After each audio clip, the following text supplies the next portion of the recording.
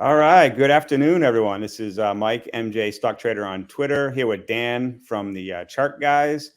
We're here to talk one thing, and that is technical analysis. We're going to go over some basics of it, cover the MSOS ETF, Cannabis ticker, Trueleaf against Cureleaf, Aurora versus Tilray to kind of give you an idea, and then talk some real basics. Real quick, my background, I'm pretty much a 99.9% fundamentals guy. I do a little bit of technical analysis, and I look at RSI for a short-term oversell or overbought indicator. I look at support lines and sell lines, kind of get an idea when I want to enter or exit. But Dan and his crew are the real deal. This is not a paid promotion. Me and Dan just talked on Twitter. I said, hey, let's get together, and I thought, hey, let's get together, talk some things, but also make sure people know about what Dan does. So why don't you just tell me a little bit about your background, what the Chart Guys is, and what kind of service you offer? Sure. So I've been trading for about 11 years at this point, and I did start with the cannabis space back in the penny stock world when there were only 8 companies in existence. And so I'm mostly a technical trader, but there is some fundamental aspect because I'm interested in the sector because of the fundamentals, and the technicals obviously go along with that. So started the Chart Guys service about 6 years ago and just created this community where, we cover everything from cryptocurrency, commodities, stocks, and we certainly specialize in the cannabis sector as well, often throughout the years. And just a place where we can all get together and share ideas and information. And it makes trading a lot more fun when you're doing it with a team and with friends. So we've got courses, and we do, 3 live streams throughout the day, and just constantly having eyes everywhere for where there's opportunity in all these different markets. Yeah, so I pulled the website up. You guys should check it out. The first pop-up you get is like a free ebook if you sign up. I suggest just take a look at them, and especially if you like what you see today, someone to consider. So you consider yourself a trader, investor, or both? Trader, definitely. It takes a certain level of psychological commitment for me to hold something longer term. Yeah, I think I think the perfect blend, like for someone like me, is I like to do both. I invest 75%, I trade 25%. To me, that's my perfect blend. But I use technical analysis as my limited abilities to kind of get an idea if something's overbought, oversold. But I'm more of a fundamentals guy. I know for traders is these indicators that scream at you probably to buy or to sell, right? Is that how it works? Yeah, and it changes throughout the years. Back when I started, I had a lot more lines and moving averages on my chart, and I've definitely zeroed in and made it a little bit more simple with how I'm trading these days. And yeah, there's definitely just patterns. There's patterns that we can look back historically in Canopy. When the 4-hour RSI hits this range, we bounce, 90% of the time. So we don't know for certain it's going to happen, but we can get some probabilities in our favor, and historical levels can help us determine those probabilities. Would you say technical analysis kind of takes the emotion out of everything? Definitely. There's still emotion there, and it's about learning how to control those emotions. I'm not a robot that doesn't feel them, but I can recognize them. I zoom out and say, okay, well, I'm feeling a little bit of FOMO, so I'm not going to act right now because that would be me succumbing to my emotions. So you definitely want to be able to observe yourself and recognize when you're feeling those emotions as opposed to just being, blind to them and acting on them. So do you pay attention to fundamentals at all? I'm definitely following along with, these congressional bills that are going through because we get little short-term pops as things pass. And I'm following along with the states, and I'm following along with what the federal government is doing, which is very easy to do these days because it's not a whole lot. But there's definitely more so in this sector than any other sector, because again, this is where my roots are. And back when, California was voting on Prop 19 legalization in 2009 or 10, that's when I started focusing in. So I would say, as far as fundamentals are concerned, I care more about fundamentals in this sector than in any other aspect of my trading. Yeah, because I can imagine nothing will wipe out, like a buy signal than some legislator passing something that's either good or bad for the industry, right? Definitely. And then the seasonality, the catalyst that we get in this sector where we just know, okay, we're going to have a bunch of individual states. They're going to be voting on legalization and medical, and it's going to get headlines and attention and CNBC coverage. So paying attention to all that definitely can help with your timing. Yeah, before we start, I'll just pull this up. I brought this because this is I just Googled real quick on the internet, and it's like, this scares the hell out of people, right? They see all these, what's this green? What's these candlesticks? What do these lines mean? And I've always thought, if you get your signals cross, you could really get punished, right? If you don't really quite get like what do you think is the basics for people out there? Obviously your website, I think, but what are some of the basic things people should consider when they're looking for like to kind of break down the complexity of it and make it very simple? It definitely takes time. You got to put the time commitment in, and the amount of time that you're willing to put in will determine how much you understand it and how much you're able to utilize it.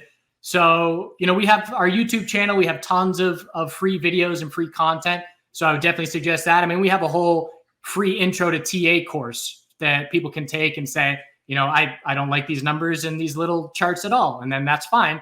But if you, take the course and say, well, okay, this is interesting and it's making sense to me, then that usually has people dive down the rabbit hole a bit further. So I would say just putting in an initial, commit a couple weekends to giving it a shot and seeing if this does start to click for you. And hopefully eventually it becomes something that you can utilize as just a tool in your tool belt as being a trader. Yeah, it's definitely something I'm going to sign up with you guys to at least a beginner course, go from there, because it's something I think I only have half the tools in my basket right now because I'm a fundamentals guy. I got to add the TA part. So I know today you wanted to talk the overall market, and usually S&P 500 is considered the overall market for most people. You want me to pull up your screen here and start there? Yeah, let's do it. All right.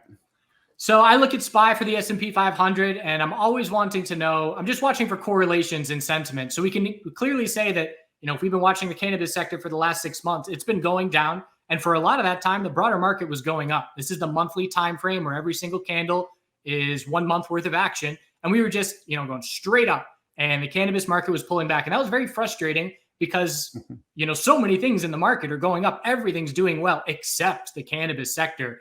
So it's something that I'm always watching for because I want to be where there is a correlation that's in my favor. And what I mean by that is, if the cannabis space is weaker than the broader market, I call that a bearish correlation. And if it's stronger than the broader market, it's a bullish correlation. And so I don't want to be trading bullish when there is a bearish correlation, because it's essentially for every step back that the market takes, the cannabis sector, which is weaker, will take multiple steps back. And it's just much more favorable to watch this relationship.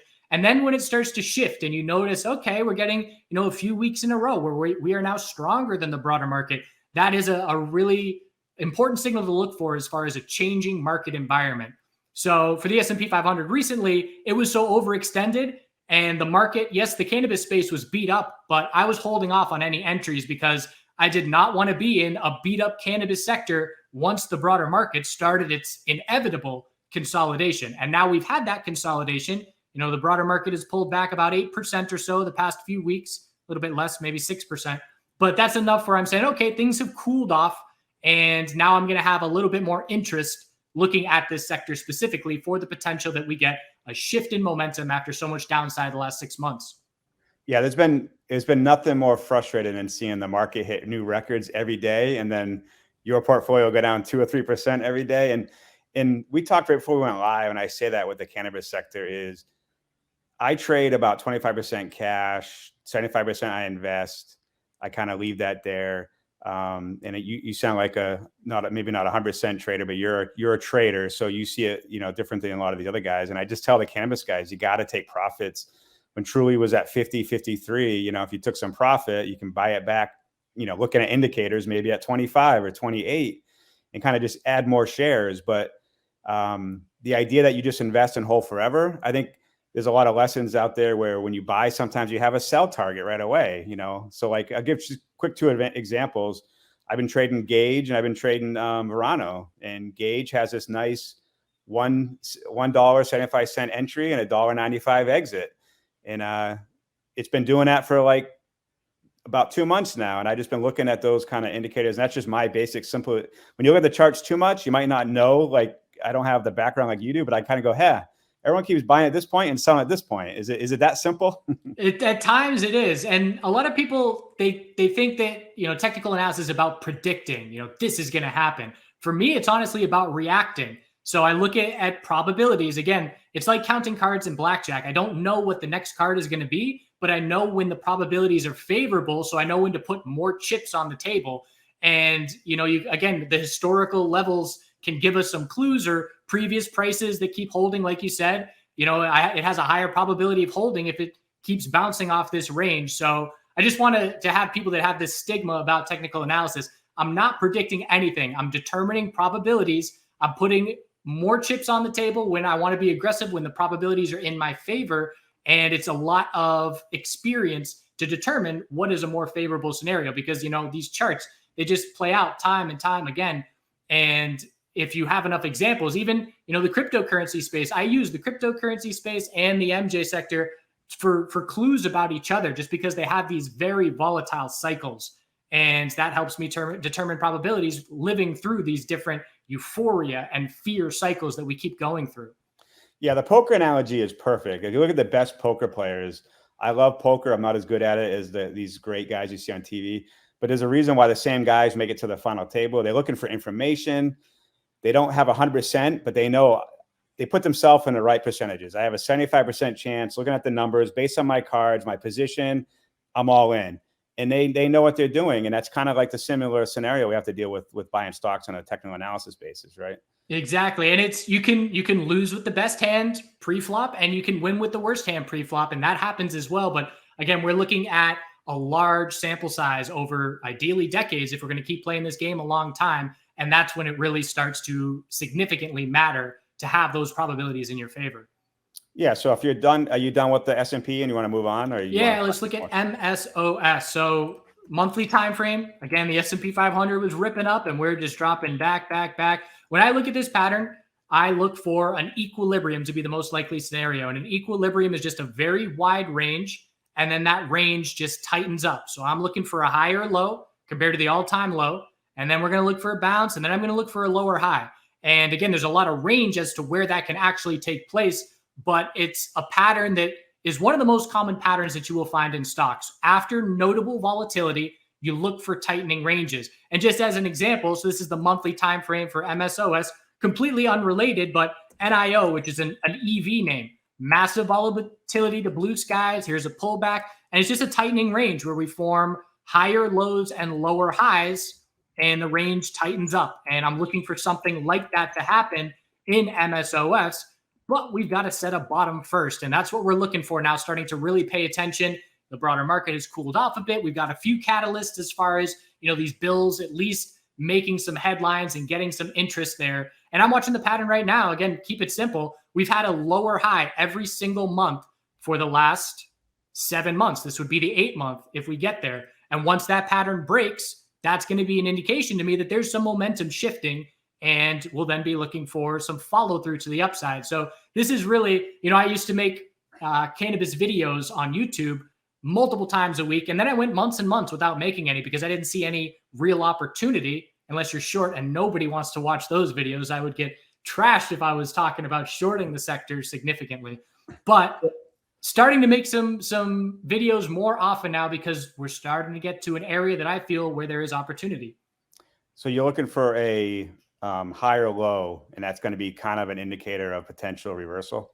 Yeah, in the daily time frame, we had one here. Again, it's one time frame at a time, so you can change the daily trend with a higher low and higher high. Okay, that's great, but then you got to zoom out to the weekly, and then the weekly has to do it. Okay, well, MSOS is trying to do it on the weekly now, and we have to hold this low. The low that we came from at 29.10, for me, that is a must-hold level from here, because if that were to break, that's okay, back to square one. Bears in complete control, but if we can hold that level, it's a higher low, and then breaking 32.77, the current top of the last month of trading, that would be a notable first little shift in momentum, because every single time that this ETF has bounced since the all-time highs, it's been a lower high. We just have not been able to break this lower high pattern, and we're setting up for the potential attempt to do so. So a break at 32.77 for me will be a notable shift.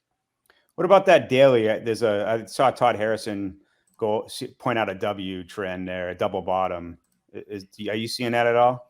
This would be a rough version of an inverse head and shoulders, which is just going from a downtrend to an uptrend. So if we can set this higher low and then break those resistances, it's essentially the same thing that I just showed on the weekly. This just has more details and more candles to it.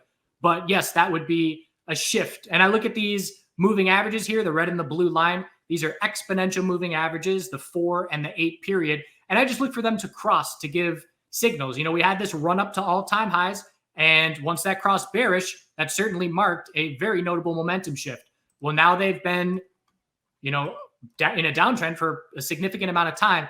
And if we make a bull move up over 32.77, those EMAs are going to cross to the upside for the first time in a long time. So again, it's just little clues, little pieces of the puzzle. This indicator is starting to show bullish, breaking the pattern of a lower high every single month. That would be a little bullish indication. So it's right here. The setup is here for the bulls to take it and run with it. It's just a question of whether they will or not. And if the broader market, the S&P 500, can start making its way back up towards the all-time high, we're having a good day out there today, then that would be, I guess, a little bit of wind at the back of the bulls for the sector to have a little help. Now, what you have on the screen, I see lower volume, declining volume while you're looking at that. Is that a good sign or a bad sign in your eyes, meaning that it's low volume, so maybe when the volume comes in, it's going to push you higher? It's good in the sense that it's happening while we're consolidating. The volume spikes were taking place on the headlines. We got the SAFE Act potentially being added to the NDAA. And so we get that little spike, and then we get the subcommittee House vote. Most recently had a little bit of a spike. And then we get New York adding, flour to the medical program. That gets a little spike. So what I would want to see now is if we are going to break 32.77, it has to be on increasing bull volume. That would be a very important aspect of the momentum shift taking place. Okay, so that's MSOS. What do you want to do next? Trueleaf and Cureleaf? Or? Yeah, we'll do Trueleaf because I want to just show, okay, this is what the ETF looks like. We had a bounce and then we've been pulling back, but we can determine who looks stronger, who looks weaker. And Trueleaf is a name that looks stronger. Why can I say that? Well, here we are testing the highest price that we've seen. And the last time we were at $30 was back in mid-August. So comparing that to the ETF, if we were at a place where we were at the highest price since mid-August, we would be trading, up around $34 right now. And that's 10% to the upside. So that's just a very rough comparison that has me saying, okay, clearly Trueleaf is one of the stronger names out of the MSOs because we're testing our recent highs. And that's because, in my opinion, that we've got the momentum of the merger closing most recently. And I've been just noticing little shifts. So I watch these names trade every day. And for the last 3 days, pretty much all this week, we get in the last 15 minutes of trading, a solid bid will show up on TCNNF. And it just keeps things so that we close at a decent price. And if that weren't there, then it's very thinly traded and it's on the OTC, which allows for a lot of manipulation back and forth. And if that big bid is sitting there, it's almost like, Team Bull has a safeguard there trying to get things to close strong. And that hasn't been happening in the past few weeks. So that's just a tiny little observation. And just full disclosure, I do have Trueleaf and MSOS right now are my only positions in the sector. And I'm waiting for more significant signs of momentum shifting before I go more aggressively. But I have chosen Trueleaf because of this technical setup as it being the lead MSO bull as far as the last month of trading is concerned. Do you look at the short interest at all? Because I know Trueleaf has a pretty high short interest, and that people might not understand out there when there's a high short interest. Every short is a future buyer, and then you get those short squeezes because the volume is just not there. And sometimes I look at the short ratio. If it's at like 10 or 20, it's like it takes them 10 to 20 days to buy back their shares. So it's like a bullish sign in my view. Do you look at that at all with something like Trueleaf? I don't, to be honest, and I don't want it to influence my decisions. The way that I look at things, when I look at this chart, I say, okay, well, if we get over $30, anybody that's been short in the last month of trade or 6 weeks of trading is now underwater. So that's the way that I kind of look at things as far as short and long. And I'm not saying it's not a useful strategy to look at that information. It's just not a part of my personal strategy. So, and that's the thing with technical analysis. Some people use Ichi clouds as a style and some people use Elliott waves as a style. There's no right or wrong way. There are people that trade with those styles that are a better trader than me. And there's, I'm a better trader than a lot of other people with these styles. So it's really, you have to, over years of time, you ditch what doesn't work for you and you focus in on what works for you. And that's how you develop your style and your edge as a trader. Okay. So you want to move to Cureleaf from this? Yeah. So just as a comparison, so Trueleaf, we can see we're testing the recent high and hoping we close over $30 today. But Cureleaf, you can see we're nowhere near our 30-day high and we're a lot closer to our recent low. So this is just an example of a name that is standing out as weaker than Trueleaf is. So what Cureleaf is going to have to do here is, again, the same thing as MSOS. So I'm now on the weekly time frame where every candle is 1 week. We must hold this low. If that low breaks, it's a big red flag. If we can hold that low, it is a higher low. And then we must break the high that we came from of 1285. That would be a confirmed weekly trend change. And that would be very notable as far as a longer term momentum shift if that were to take place. But again, if we look at percentages, what size of a move is it going to take for us to get back to multiple month highs? And we need 12% if we're going to get back to the highest price we've seen in the last 6 weeks, whereas Trulieve needs 1%. So that's just how I compare who's stronger, who's weaker, who deserves my attention. And I always want to be going with momentum. And that's why, I can't wait until we are uplisted. I've been waiting for that for a long time. But once those Canadian names uplisted, it was party time for us traders as far as volatility, volume, liquidity. I market buy. I love market buying and selling when I'm in a liquid name, just in and out as soon as I want to be in and out. And you can't do that on these OTC names with the same size. And there are thousands of traders that are trading with very large positions that will not touch these OTC names because of the lack of liquidity. And as soon as you uplist, they come to the party. And it's all those. I made a post on Twitter recently, but remember this moment in time, because there will be a time in the future where Wall Street Bets is all over this sector and the Twitter pumpers are all over this sector. And we're running to valuations that don't logically make sense as far as fundamentals. And that will happen once we get the right catalysts and the right interest out there. And that is it. I'm just waiting for it. I'm waiting for that to take place. I'm keeping capital ready.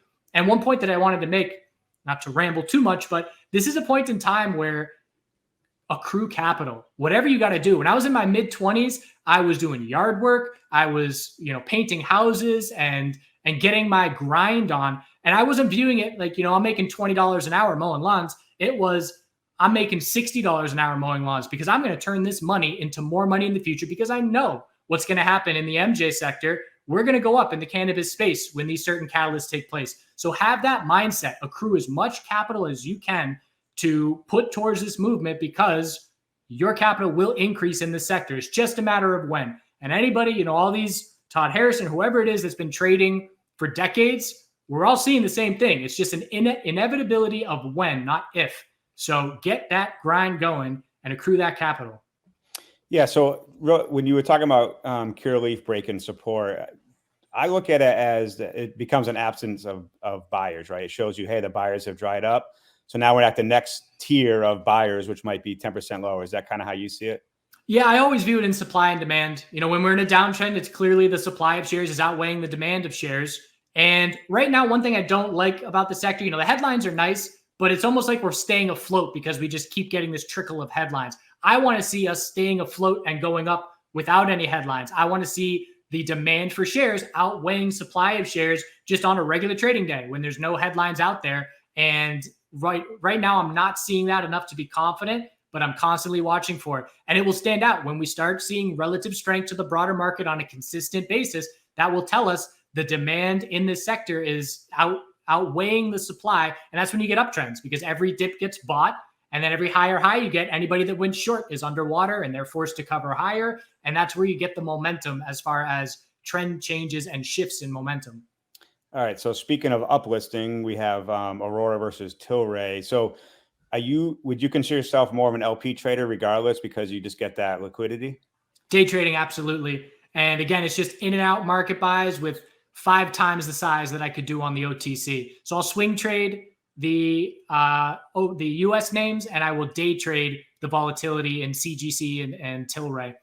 And that's been the case for a while. And that's why these names see so much more volume than the US sector. It's because of where they are listed, and it's because professional traders are going where the volume and the liquidity is. Yeah, Tilray usually sees more volume in the first half hour than Curaleaf, the biggest MSO, sees in the whole day, right? And it wasn't always like that. If you go back and you look at, CGC volume, Canopy volume before it was uplisted, that's coming, and that we will uplist. It's just a matter of when. And when that happens, there will be big time capital. And they'll run it. They know how to play this game in terms of maximizing their money. We saw the Tilray run to 300. And that's what I'm talking about as far as valuations making absolutely no sense, which they certainly didn't back then. It's just professionals taking advantage of a situation where they know they can make a whole bunch of money really quickly. And that will happen in this sector. Well, it ran to 53 and now it's back to 11 something today. So it did it again.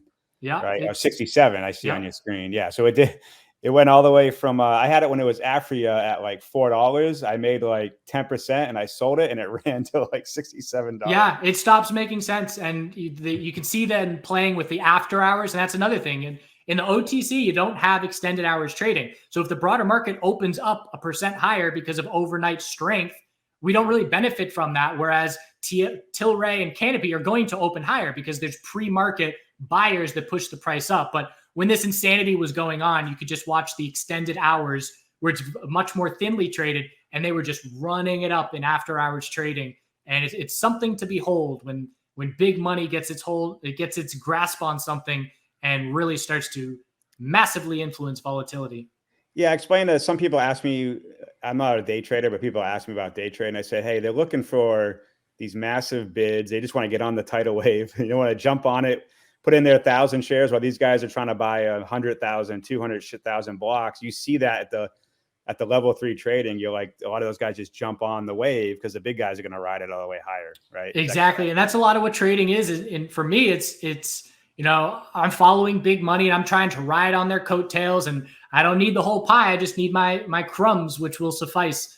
And again, that's when paying attention to volume can pay off, as far as watching, shifts in momentum and big volume pouring in and price significantly running. And the sector, like you said, it has a history of doing it. It's done it multiple times. It will do it again. Canopy right now is oversold on the weekly.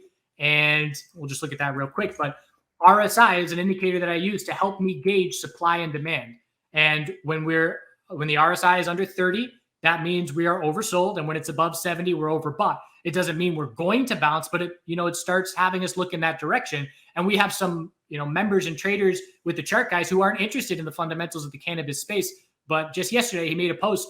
I'm keeping an eye out on Canopy now for the potential of some pressure to be put on shorts, because when everybody goes on one side of the boat eventually tilts over. And that's when the scales of supply and demand quickly change. And people that were comfortably short and have gotten complacent, they very quickly have some pressure put on them. And it's a tidal wave that just quickly gains momentum, where bulls are buying and shorts are covering at the same time. And that's when you get that really fast price that moves to the upside. And this is why I'm going to get into your program and why people out there really consider. I'll give you an example. So CGC, Canopy, literally, there was an article yesterday, 3 different analysts cut their revenue targets. So I'm like, avoid the hell out of it. But you're looking at but look at the RSI and look at this. It's looking tasty. You got to have both sides, guys. You got to have the fundamentals for long-term investing, but you got to have the technicals for the short-term entry points. And RSI, relative strength index, it tells you if something's oversold, overbought. So I tell my friends when they're like, what do? I say, look, if you're about to enter a position, look at the RSI. If it's like 80 or 90, just wait a day or two. Wait till it gets to 50 in the middle.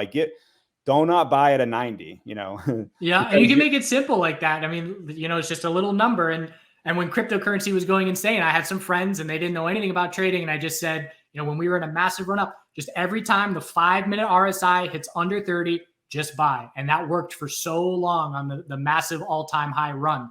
And in this instance, you mentioned the upgrades and the downgrades.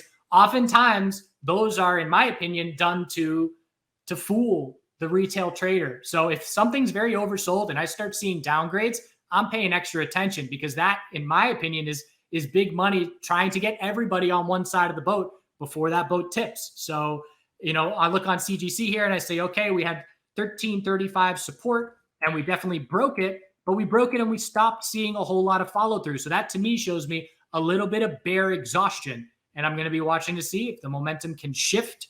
Getting over $15 would be very notable to me if that could happen. We had a lot of rejections from there in the last 3 weeks. But again, it's just starting to pay attention, because things are oversold. And when those scales tilt, generally in this sector, they tilt very quickly. Yeah. So if you want to do and people, like I said, guys like me do fundamentals. We get frustrated when Aurora comes out with this terrible earnings report, but then runs 27%. Yeah, and I understand that. And when you look at Aurora, I mean, we have a perfect example. The last earnings report. So we have the earnings report back in May of 2021, and we ran from 659 up to 1064. And the question is, okay, why are we running that hard? A lot of it is because we were so beat up and the bears were in complete control, and they get complacent. They get greedy, just like bulls get greedy when we're, up going hundreds of percent over a few months. And I was watching this, and you could say, well, I'll explain a little bit detail. What happened is Aurora had its earnings and it started climbing up in response to that. And then the entire sector started going up on about May 24th. And it really kicked it up a notch because we already had momentum going. And the same thing is potentially shaping up now. So we have the earnings report. We're slowly grinding up, similar to this first leg up. And if the entire sector can start to shift this momentum, if the broader market, the S&P 500, keeps the bulls happy over the next couple of weeks, and we see, the other earnings that we have coming out, if we get some decent reactions there, if the sector starts to go off, Aurora is positioned much better than its peers because we're already so significantly off its lows. And if we clear 774 resistance here, again, just thinking in the mindset, anybody that went bearish in the last 3 months of trading is then underwater. And that's a notable shift. And if we compare that to Tilray, just the last 2 weeks of trading, we're coming off the low today and we have the earnings reaction, but it's been much, much weaker. So I can clearly say Aurora is standing out strong compared to Canadian MJ names, and it is positioned the best if we see a sector-wide shift. And when you're in a prolonged downtrend, you don't want to see just one name running because you have a lot less confidence. You want everybody's on the same team. And I always hate when I see infighting, even US versus Canada. If I'm all diehard US MJ, I want Canadian MJ to go up because that's what gets attention, headlines, articles, CNBC coverage, and they do benefit each other. And yes, it may be frustrating if Tilray is going up 10% and, Trulieve's only going up 5%, but we're on the same team as far as wanting that momentum and the spotlight on the sector.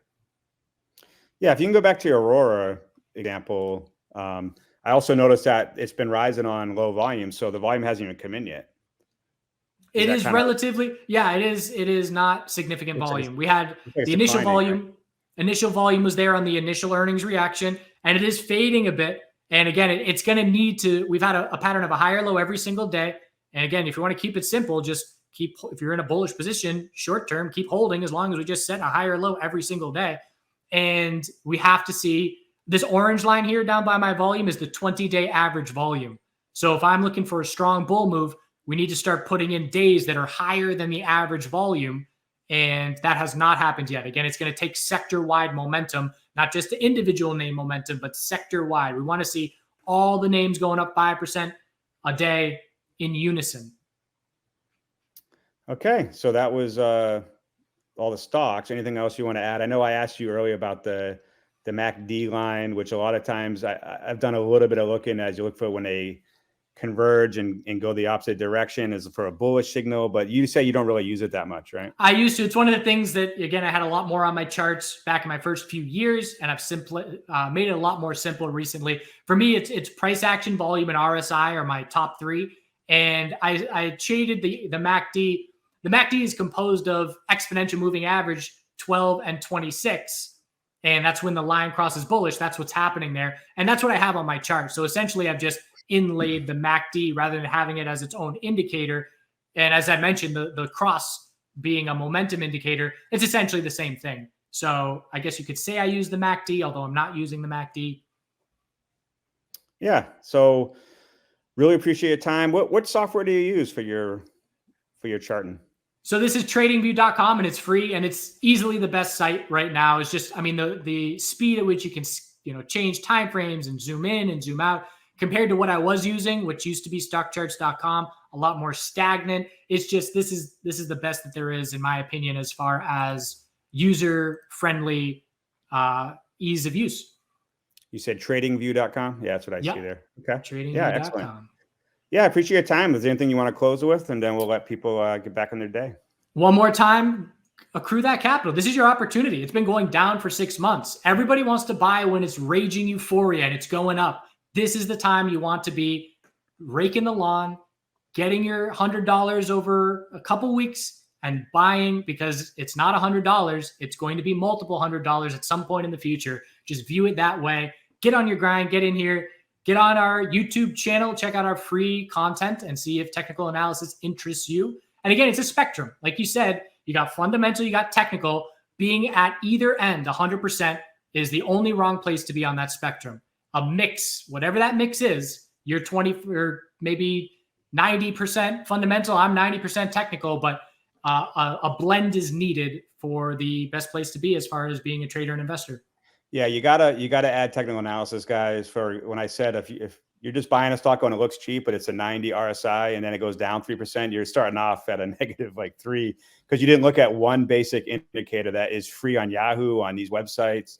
It's there. So if you just added that and then just looked at like a 2-month chart and said, every time it hits this number, it goes up. Every time it hits this number, they sell off. Maybe I'm buying at the wrong time or I'm buying at the right time. Just some very simple stuff. And I'm going to take a look at Dan's course because I think it's something I need to add more to mine. I just have the basics of it, but I'm going to definitely get into something that's going to help my trading because I consider myself a trader, mostly on fundamentals, but I'm going to add the technical aspects real soon. So thanks for tuning in. If you guys liked it, share this, let us know, visit Dan's site. And if you like it, maybe we can get Dan back again soon and we'll see you guys again soon. Thank you.